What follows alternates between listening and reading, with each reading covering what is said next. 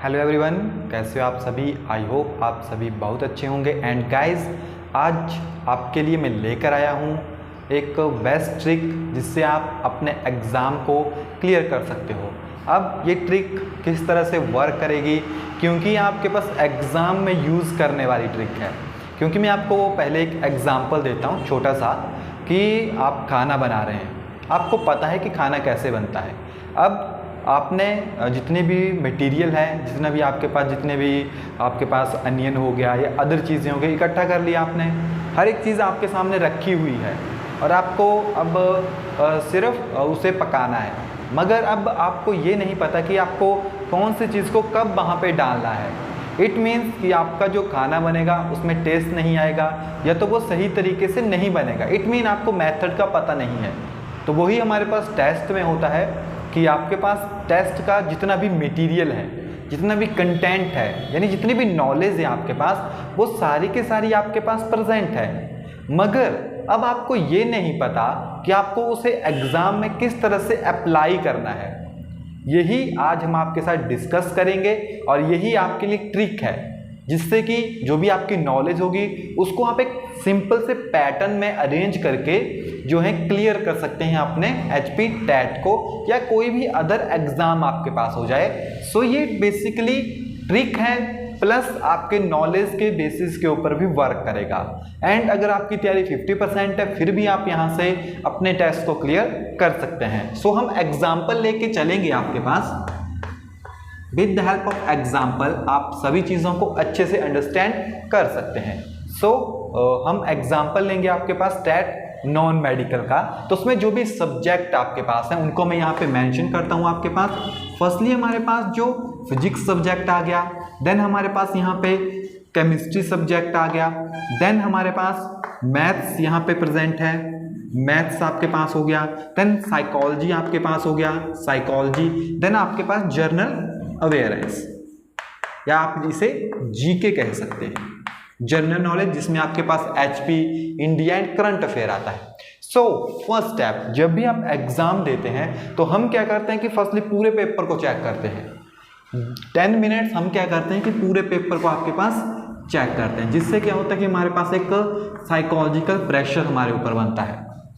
Psychological pressure आपके mind के ऊपर बनता है जब आप स्टार्टिंग के 10 मिनट पूरे पेपर को चेक करते हैं। या तो पेपर मान लीजिए इजी है तो आप वहाँ से रिलैक्स हो जाओगे कि नहीं ये मुझे आते हैं क्वेश्चन, आप वहाँ पे रिलैक्स हो जाओगे। देन आप पॉजिटिव वे की तरफ मूव करोगे। अगर आपको वहाँ पे कुछ ऐसे क्वेश्चन दिखें जो कि आपको नहीं आते हैं, देन आप नेगेटिव वे की तरफ मूव करते हैं। तो फर्स्टली आपको पॉजिटिव रहना है। इट मीन्स ये कोई बुरी बात नहीं है कि आप किसी भी पेपर को पूरा देख रहे हो, मगर पूरे पेपर को देखने से पहले आपको ये एग्जामिन कर लेना चाहिए कि मेरा बेस्ट पार्ट क्या है। फॉर एग्जाम्पल मान लीजिए कि मेरा जो फिजिक्स का सब्जेक्ट है वो काफ़ी स्ट्रॉन्ग है, केमिस्ट्री का भी काफ़ी स्ट्रॉन्ग है, और ये तीनों इतने ज़्यादा स्ट्रॉन्ग नहीं है। तो मेरा मोटिव सबसे पहले होना चाहिए कि जो चीज़ें मुझे आती हैं, मैं on the base of psychology आपके पास बात कर रहा हूँ कि जो चीज़ें मुझे आती है, मान लीजिए मुझे फिजिक्स एंड केमिस्ट्री काफ़ी अच्छे से आती है, इट मीन्स कि यहाँ से मेरे 60 मार्क्स बन जाएंगे। अगर 60 भी नहीं बनेंगे तो हम कोशिश कर सकते हैं कि 45 से 55 के बीच में जो है हमारे पास यहाँ पे मार्क्स बन जाएं। इतनी कोशिश तो हम कर सकते हैं। सो पेपर चाहे आप 2 मिनट के अंदर पूरा पेपर देख लीजिए, हर एक पेज सही है, पूरे क्वेश्चन है, सफिशिएंट हो गया, बाकी क्वेश्चंस को मत देखिए। आप देखिए जो सब्जेक्ट आपको अच्छा आता है। अगर आपको मैथ्स अच्छा आता है तो मैथ्स टाइम कंज्यूमिंग होता है। हमें 2 चीज़ों के ऊपर फोकस करना पड़ता है एग्जाम में। फर्स्ट वन इज आपका जो पोर्शन है किसमें आपको ज़्यादा टाइम लगेगा, क्योंकि यहाँ पे टाइम कितना है आपके पास, जो टोटल टाइम हमारे पास होगा यहाँ पे वो होगा 150 मिनट्स, एंड टोटल क्वेश्चन भी आपके पास 150 होंगे। इट मीन पर क्वेश्चन को करने के लिए आपके पास 1 मिनट है, और टाइम कंज्यूमिंग आपके पास होती है। फिजिक्स के कुछ न्यूमेरिकल्स होंगे, टाइम लेंगे आपके पास, एंड मैथ्स के न्यूमेरिकल्स तो मैथ्स तो पूरा कैलकुलेट करना पड़ेगा। इट मीन्स ये तो पूरा टाइम कंज्यूमिंग है। मगर आपके पास जो जर्नल अवेयरेंस है, इट मीन जो आपके पास जीके है, वो इतना ज़्यादा टाइम नहीं लेता है। ये आपके पास अप्रॉक्सीमेटली 10 to 15 मिनट से ऊपर नहीं लेगा अगर आपको क्वेश्चंस आते हैं। अगर नहीं भी आते हैं फिर भी इससे ज़्यादा टाइम आपके पास नहीं लगेगा। सो फर्स्टली आपको क्या देखना है कि जो आपका बेस्ट पोर्शन है, क्योंकि ये आपका टाइम सेव कर लेगा। अगर आपको मैथ्स भी आता है तो आप इसको भी कर सकते हैं। मैथ्स में आपके तकरीबन 30 to 40 मिनट्स तो लगेंगे ही लगेंगे अगर आपकी कैलकुलेशन फास्ट है, क्योंकि क्वेश्चन इतने टफ भी नहीं होते हैं। कुछ क्वेश्चन होते हैं जो कि 2 से 3 मिनट्स लगाते हैं, बाकी हो जाता है। एंड बाकी सेक्शन जैसे आपके पास आर्ट्स हो गए, अदर हो गए, तो उनमें तो चलिए होगा ही नहीं आपके पास मैथ्स, तो वहाँ पे आप डायरेक्टली इन चीज़ों को कर सकते हैं। तो फर्स्टली जो आपका स्ट्रॉन्ग पोर्शन है उसको करने की कोशिश कीजिए। यहाँ से क्या होता है कि मैं फर्स्टली साइकोलॉजी बेस्ड बात कर रहा हूँ कि आपके पास जब 50 या 45 नंबर आपके पास बन जाएंगे तो आपके पास जो माइंड है वो पॉजिटिव वे की तरफ मूव करना शुरू करेगा।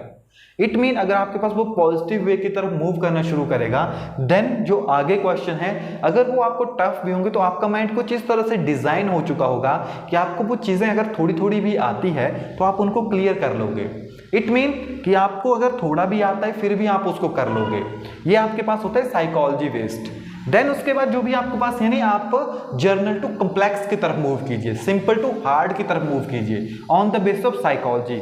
देन अगर आप चाहते हैं या आपको सभी चीज़ें एवरेज आती है और आपका जैसे हो जाता है समटाइम्स स्टूडेंट्स को कि उनसे जो टाइम है, जो उनके पास टाइम है, यानी वो अपना पेपर ही पूरा नहीं कर पाते हैं। हमने भी स्टार्टिंग में चीज़ें फेस की थी कि जब हम पेपर देने जाते थे तो वो पेपर पूरा नहीं होता था। मगर अब की बात बताऊं तो इस पेपर को मैं तकरीबन आपके पास 100 मिनट्स के अंदर कवर कर लेता हूं, चाहे हार्ड पेपर आ जाए। अब क्या स्ट्रेटजी आपके पास वहां पे होती है जिसको हम वहां पे यूज करते हैं?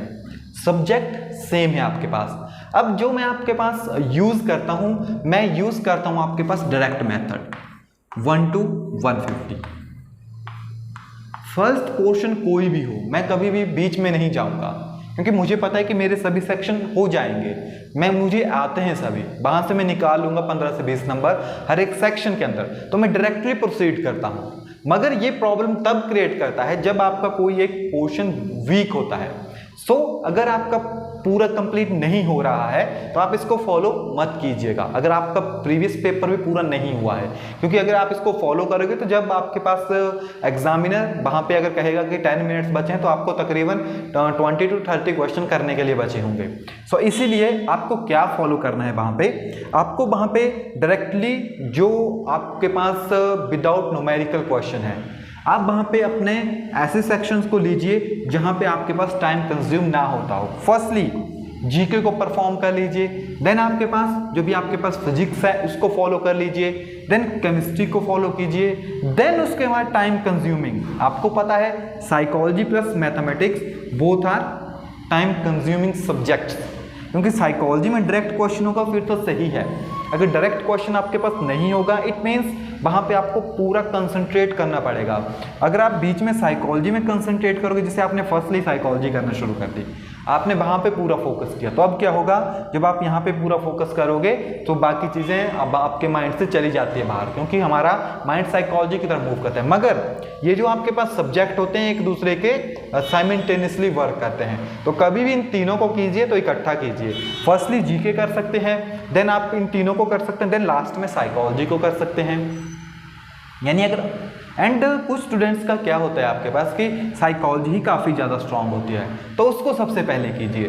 तो अगर हम इस पूरे का कंक्लूजन आपके पास निकालें, so what we get, we got the final result. So आपके पास आपको किस तरह से करना है, आपको चलना है चाहे साइकोलॉजी के बेसिस के ऊपर चले, आपको यहां से चलना है easy to hard, easy to hard, जिसे हम कहेंगे आपके पास simple to complex, simple to complex, simple to complex आपको मूव करना है।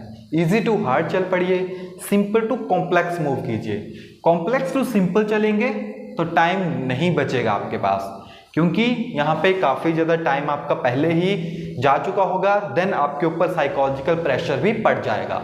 अगर आप सिंपल को पहले करोगे तो आपके पास, मान लीजिए आपके पास मैथ एंड साइकोलॉजी को करने के लिए ही 1 आवर बच चुका है, तो ये तो काफ़ी ज़्यादा सफिशेंट है आपके पास। आप इजी वे में इन सभी चीज़ों को कर सकते हैं। इट मीन्स कि आपके पास किसी भी एग्जाम को करने का बेस्ट वे आपके पास होता है। सो आपके ऊपर डिपेंड करता है आप किस तरह से, कौन से मेथड को फॉलो करना चाहते हैं। हमेशा याद रखिए, कोई भी एग्जाम है उसमें सबसे बड़ा फैक्टर जो आपके पास होता है वो होता है साइकोलॉजिकल फैक्टर।